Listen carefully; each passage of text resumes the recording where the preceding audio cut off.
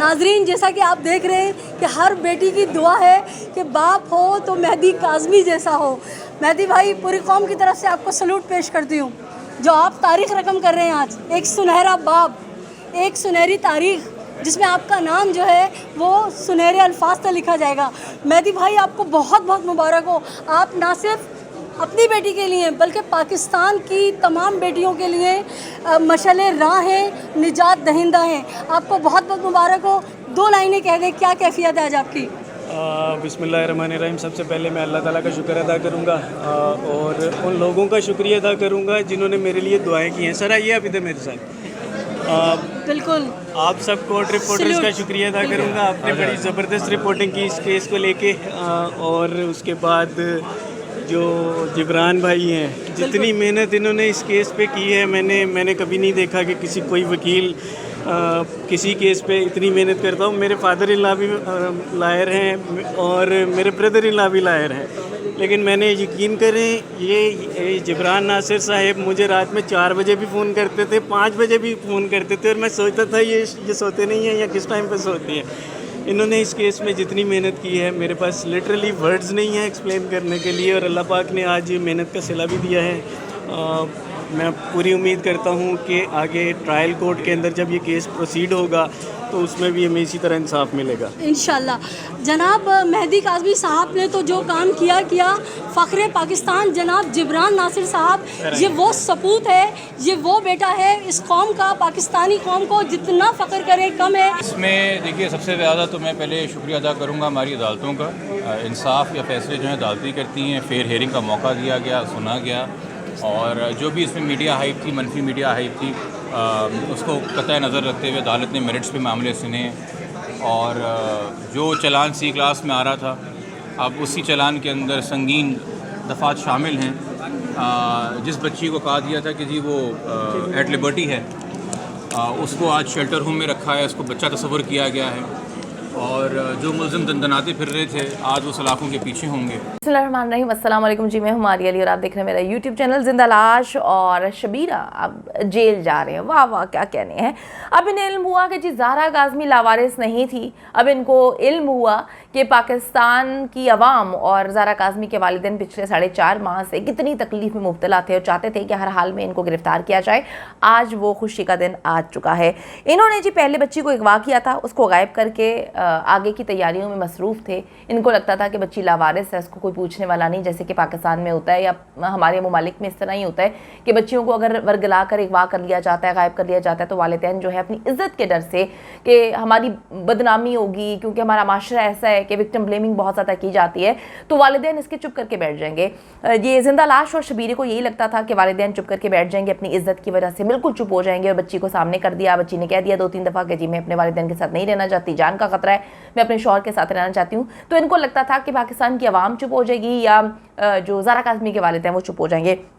ज़ारा काज़मी जी वालिद मेहदी अली काज़मी ने जितना सब्र किया है इस केस में, यकीन करें कि उनके सब्र के बगैर ये सब कुछ मुमकिन नहीं था। इसकी मिसाल कहीं पर नहीं मिलती कि अगर आप अपने जिगर का टोटा, जो आपका टुकड़ा होता है, वो ऐसे थोड़ी किसी को दे दिया जाता है, ऐसे थोड़ी कोई छीन के लेके जा सकता है, ऐसे थोड़ी आपने बच्चा पैदा किया, उसको पाल पोस के इतना बड़ा किया, ऐसे थोड़ी किसी में इतनी हिम्मत होती है कि आपकी आंखों के सामने से अपना बच्चा जो है आप जाते हुए देखें और खामोश होकर बैठ जाएं। एक नया ट्रेंड जो है मेहदी अली काज़मी ने इस दुनिया में, इस पाकिस्तान में, अगर मैं बताऊं इस माशरे में, वो ट्रेंड सेटर अगर मैं कहूं कि हैं तो गलत नहीं होगा, कि जो लोग समझ जाते हैं कि उनकी बच्चियां गायब हो गई हैं, उनकी बच्चियां अपनी पसंद से चली गई हैं, अपनी पसंद से शादी कर ली है, तो ये बाप खड़ा होकर इसने पाकिस्तान की आवाम को बताया कि नहीं, हम अपनी जान के टुकड़े को, हम अपने बच्चे को, अपने खून को इस तरह से उसकी ज़िंदगी बर्बाद होते हुए नहीं देख सकते।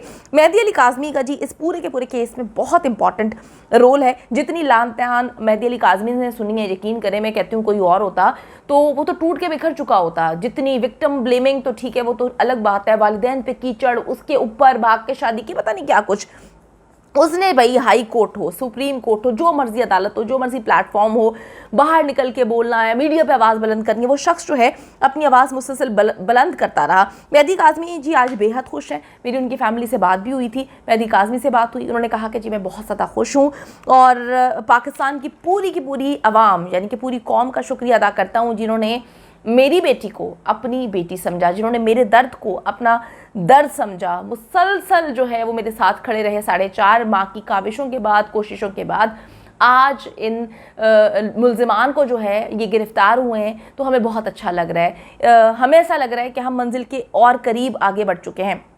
वो कहते हैं जी अल्लाह ताला ने आज मुझे सब्र का फल दे दिया, वो सब्र जो मैंने पिछले 4.5 माह से जो है दिखाया।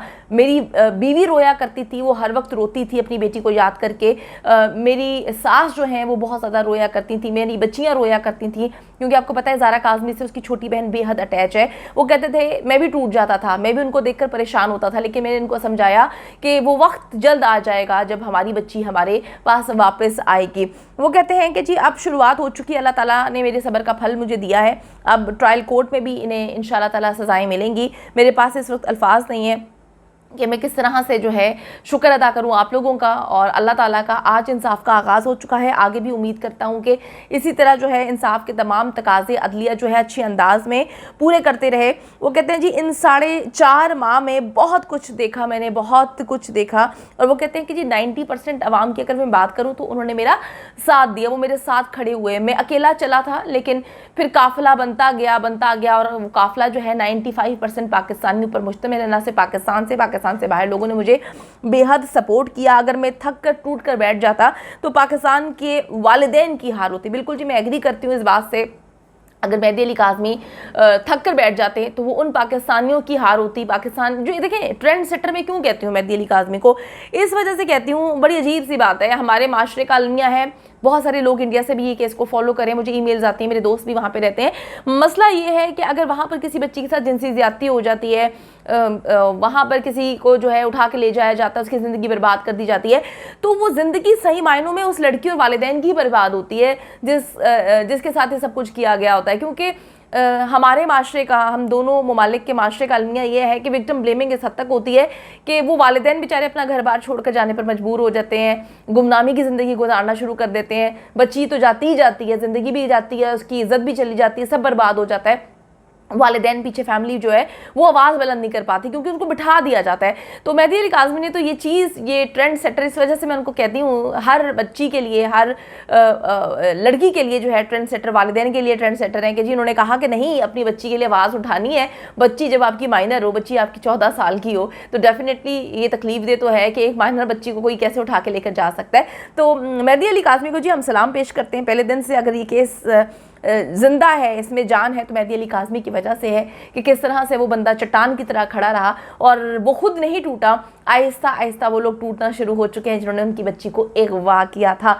अच्छा जी, इन 4.5 माह में वो कहते हैं जी मैंने बहुत कुछ सीखा है, लोगों ने मुझे बहुत सपोर्ट किया, मैं अल्लाह पर यकीन रखकर खड़ा हुआ था और अब इनको सज़ाएं मिलने का सिलसिला भी शुरू होने वाला है। वो कहते हैं मैं चाहता हूं कि हर वो शख्स जिसने इस अगवा की सहूलतकारी की है उसे सख्त से सख्त सज़ा मिले